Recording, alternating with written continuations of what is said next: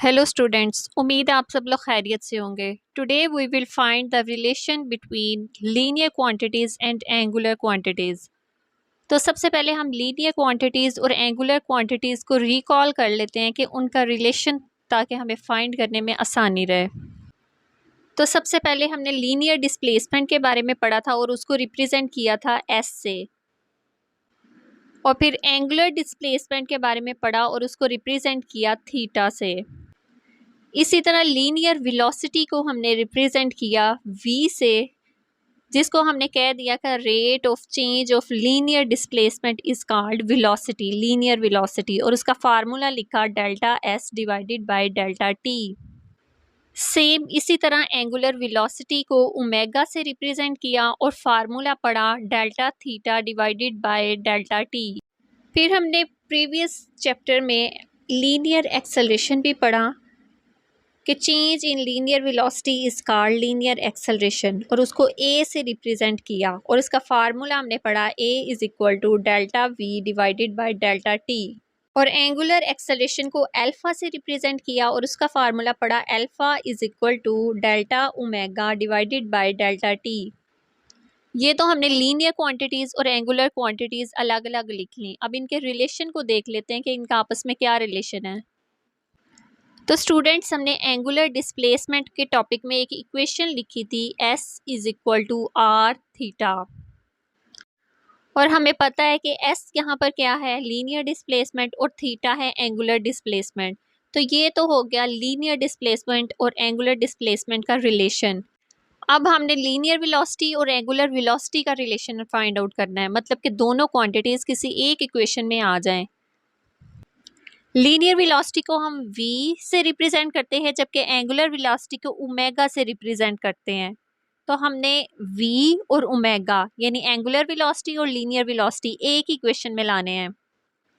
तो s is equal to r theta के दोनों तरफ डेरिवेटिव ले लेते हैं विद रिस्पेक्ट टू टाइम। कि सपोज जो डिस्प्लेसमेंट है वो with respect to time change हो रहा है, तो delta s divided by delta t is equal to r delta theta divided by delta t। R चूंकि रेडियस है सर्कल का, तो वो एक कांस्टेंट है जो कि फिक्स है, ना कम हो रहा है ना ज़्यादा हो रहा है, तो वो ऐसे ही रहेगा। तो delta s divided by delta t is equal to r delta theta divided by delta t. तो delta s divided by delta t हमें पता है कि चेंज इन लीनियर डिस्प्लेसमेंट है, जो कि लीनियर वेलोसिटी के इक्वल होता है, और delta theta divided by delta t change in angular displacement है, that is equal to angular velocity and represented by omega. तो हम delta s divided by delta t की जगह v लिख लेते हैं और delta theta divided by delta t की जगह पर ओमेगा लिख लेते हैं। तो ये इक्वेशन ऐसे हो जाएगी v is equal to r omega. v और ओमेगा वेक्टर क्वांटिटीज़ हैं, इसलिए मैंने इनको बोल्ड लेटर से रिप्रेजेंट किया हुआ है। बोल्ड लेटर से रिप्रेजेंट कर दो या उसके ऊपर एरो हेड लगा दो तो वेक्टर क्वांटिटीज़ रिप्रेजेंट होती हैं ना। तो ये है वो रिलेशन जो हम फाइंड करना चाह रहे थे लीनियर वेलोसिटी और एंगुलर वेलोसिटी के दरमियान। जब एक बॉडी सर्कल में मूव करती है तो इसके पास दोनों वेलोसिटीज़ होती हैं। बॉडी चूंकि सर्कल में मूव कर रही है तो ऑब्वियसली सर्कुलर मोशन तो होगी, लेकिन अगर हम किसी इंस्टेंट पर किसी खास पॉइंट पर उसकी मूवमेंट देखें तो वो अलोंग द टेंजेंट होगी, मतलब वो बॉडी उस पॉइंट पर लीनियरली आगे की तरफ मूव कर रही होगी। और लीनियर वेलोसिटी सर्कल के हमेशा टेंजेंट होती है। टेंजेंट मतलब ऐसी लाइन जो किसी पॉइंट पर सर्कल को टच करती हुई जा रही हो, उसको हम कहते हैं टेंजेंट। तो डायग्राम में देख लें, मैंने एरो के साथ लीनियर वेलोसिटी को रिप्रेजेंट किया है इस पॉइंट पर जो कि सर्कल के टेंजेंट है। तो चूंकि लीनियर वेलोसिटी हमेशा सर्कल के टेंजेंट होती है, तो हम लीनियर वेलोसिटी को टेंजेंशियल वेलोसिटी भी कहते हैं। हम यूँ लिख सकते हैं linear velocity is also called tangential velocity, और उसको वी टी से भी रिप्रेजेंट कर सकते हैं। अभी हमने जो इक्वेशन लिखी v is equal to r omega, उसको हम इस तरह भी लिख सकते हैं v t is equal to r cross omega. यहाँ पर वी टी टेंजेंशियल वेलोसिटी हो गई और आर जो है वो पोजीशन वेक्टर, जबकि ओमेगा आपको पता है एंगुलर वेलोसिटी है। तो टेंजेंशियल वेलोसिटी की डेफिनेशन हम यूँ लिख सकते हैं, the product of position vector and angular velocity is called tangential velocity. अभी तक हमने लीनियर डिस्प्लेसमेंट और एंगुलर डिस्प्लेसमेंट का रिलेशन फाइंड किया और साथ ही हमने लीनियर वेलोसिटी और एंगुलर वेलोसिटी का रिलेशन फाइंड किया है।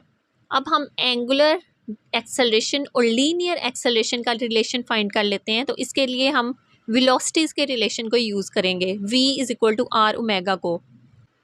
तो एक्सेलरेशन असल में चेंज इन वेलोसिटी होता है, तो दोनों तरफ डेरिवेटिव ले लेते हैं विद रिस्पेक्ट टू टाइम। तो delta v divided by delta t is equal to r delta omega divided by delta t।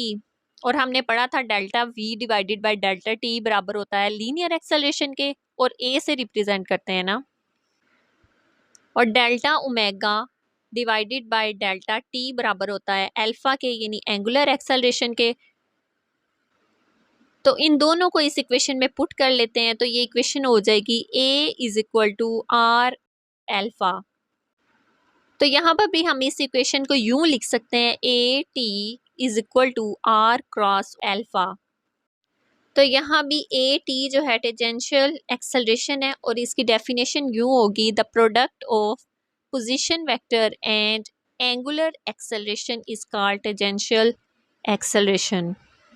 उम्मीद है आपको लेक्चर की अच्छे से समझ आ गई होगी, लेकिन अगर फिर भी इस टॉपिक में कोई भी कन्फ्यूजन है आप कमेंट सेक्शन में पूछ सकते हैं। मिलते हैं नेक्स्ट लेक्चर के साथ। अल्लाह हाफिज़।